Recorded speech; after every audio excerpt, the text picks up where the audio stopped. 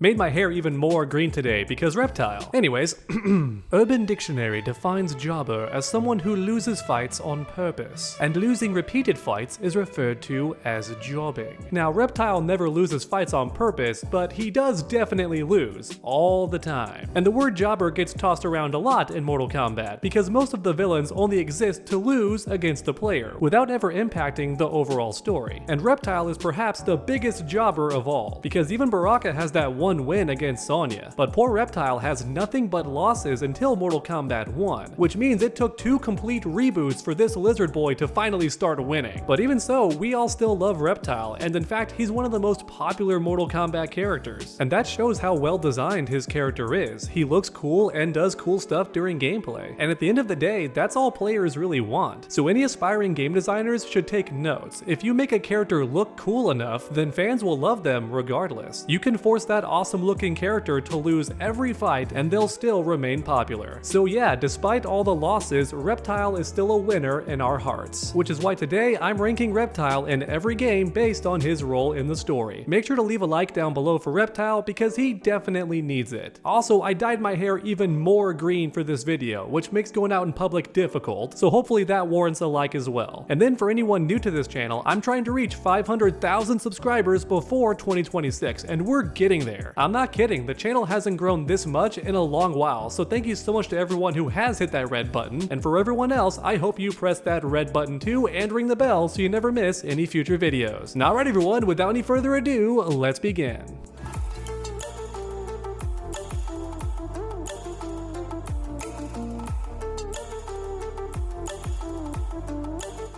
Alright, here we go, the first ever Mortal Kombat. In this game, Reptile is Shang Tsung's bodyguard and also a secret fight. That's right, if you want to battle against Reptile, you have to jump through a series of hoops and complete certain challenges before he kicks your butt. Because ironically, Reptile is a tougher fight in this game than Shang Tsung or Goro in my opinion, because he has both Scorpion and Sub-Zero's attacks at the same time, which is likely why he's green. In other words, his gameplay was first and the name came second, which is interesting. However, what's not interesting is his role in the story, because you can't play as Reptile, which means no arcade ending, and therefore we've got no clue what he actually does in this first game. Yeah, he's Shang Tsung's bodyguard, but does he ever fight anybody? No clue. We know for a fact he doesn't compete in the tournament, so it's possible he didn't fight anybody. However, if you want my opinion, I'm guessing Reptile did try to assassinate someone like Liu Kang or possibly Johnny Cage and then failed. Very similar to his role in the 1995 movie. However, unfortunately for this first game, Reptile is going in the no impact tier. Next up is Mortal Kombat 2. Reptile is finally playable for the first time in the entire series, and that means his own moveset and original attacks, which is sick. He spits acid, has force balls, and his own unique slide attack. But then best of all, he turns invisible, which to this day is the most iconic ability for Reptile to have. Other Mortal Kombat characters would copy this ability, like Smoke and some cyborgs, but Reptile's the OG character. In fact, he might be the first fighting game character to turn invisible,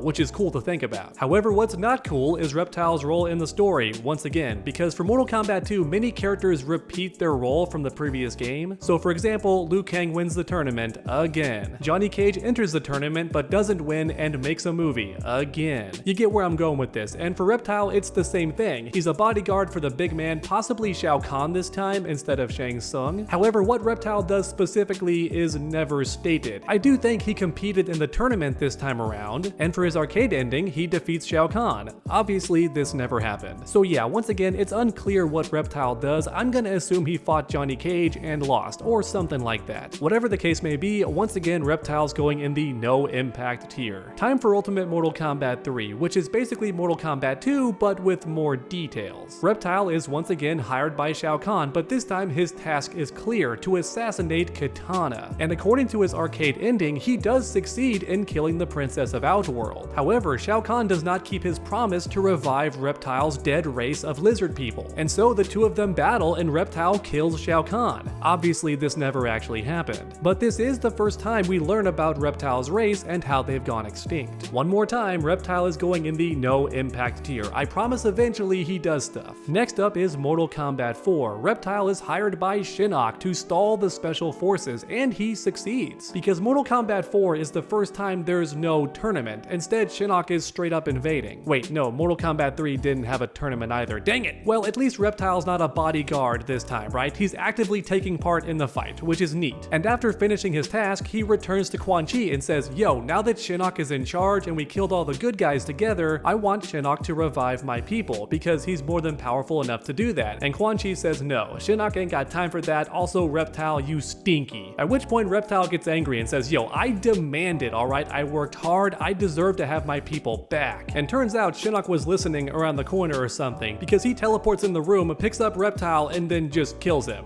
Yeah, in his own arcade ending, keep in mind. So you beat the game as Reptile, your favorite character, and this is what you get. Obviously, none of this actually happened, but it does help showcase how evil Shinnok is. I do think developers wanted players to understand that Shinnok is more evil than Shao Kahn. He's not above outright lying to people's faces. He will do that, whereas I think Shao Kahn wouldn't do that. Regardless, this time Reptile is going in, does some stuff, because now we know for a fact he actually did some stuff. Time for Deadly Alliance, and wow, Reptile looks really different in this game. But there's actually a story reason why. Reptile is slowly losing his ability to shapeshift without his matriarch. In other words, his species has been dead for so long that he can't maintain his fake human appearance anymore. And to make matters worse, his brain is degrading as well, which is why he acts more reptilian in the gameplay itself. Which means Reptile's race is somewhat symbiotic. Without their matriarch, or queen as the game sometimes calls it, their body and brain actively decays, which is depressing. Reptile soon joins forces with Natara and enters an underground layer of lava, but Natara dips immediately after getting what she wants, leaving Reptile stuck there. So yeah, he wanders around and discovers this giant egg. I like to think it was calling out to him, and all of this was destiny, because the egg opens and a soul shoots out, possessing Reptile and turning him into the Dragon King, the ruler of Outworld before Shao Kahn. That's right, Reptile straight up becomes Onaga at the end of this game. How sick is that? On the one hand, I wish that Reptile chose to do that because it would be more interesting, but also becoming the Dragon King is dope no matter what. Now for the events of Deadly Alliance overall, Reptile does almost nothing. He does some stuff for sure, that's the tier he's going in, but for Deception, things are gonna get cool. Mortal Kombat Deception, Reptile becomes Onaga. So yeah, big impact here. I'm gonna spoil that right away, because everything Onaga does in this game is arguably being done by Reptile as well. It's his body. And in fact, Reptile is why Onaga has scales and stuff in this game. It's why he looks more dragon-like, because in the previous game, we get a look at the Dragon King, kind of, and he looks more like Shao Kahn, with more human features. And possibly a skull mask too, so maybe Shao Kahn is copying that gimmick. But in Deception, the man's a straight up dragon, and Reptile is the reason why. So yeah, Reptile is the main villain of this game and eventually gets defeated by Shujinko. Normally right now I would talk about Shaolin Monks because that game came out before Armageddon, but for story reasons I'm gonna skip to Armageddon then go back to Shaolin Monks. So alright, Mortal Kombat Armageddon. Onaga is still in this game, so is he still Reptile? Or are they just magically separated somehow? Oh snap, never mind, they are actually separated by magic. That's right, after Shujinko defeats Onaga, Nightwolf imprisoned his spirit with magic, and this act separated him from Reptile's body. Now don't ask me how that works or why Reptile's body got smaller again, the game never explains. The point is Onaga and Reptile have separate bodies in Armageddon, which is why they're both walking around doing stuff. And our boy Reptile is back to doing what he does best, licking someone else's boots. This time the Red Dragon, because he works for Dagon and is trying to create warriors spliced with reptilian DNA, because I guess that's close enough for Reptile to reviving his people, you know? He's like, I can't actually revive my people, so I guess I'll make these Frankenstein human reptile hybrids, whatever. Which of course Reptile fails to do. He never finishes this race of reptilian human cyborg people, and according to MK9's opening, he straight up died in the final battle, along with 99% of people. Which means for Armageddon, Reptile goes in the died tier. But alright, now we rewind to Shaolin Monks. In this game, Reptile is a boss fight that's kind of separate from the main story. He's got his own cool lair and this badass giant snake that he fights on, and sometimes it fights separately from him, the whole concept of which is really cool by the way, and I can't believe NetherRealms never brought it back. Hell, I'd settle for a stage where the snake is just in the background moving around. That would be cool enough for me, and possibly involve it in a stage fatality. Why not do that, NetherRealm? Where's all this creativity? Anyways, in this game, Reptile's actually not working for anybody. To quote him directly, I do not serve Shang Tsung.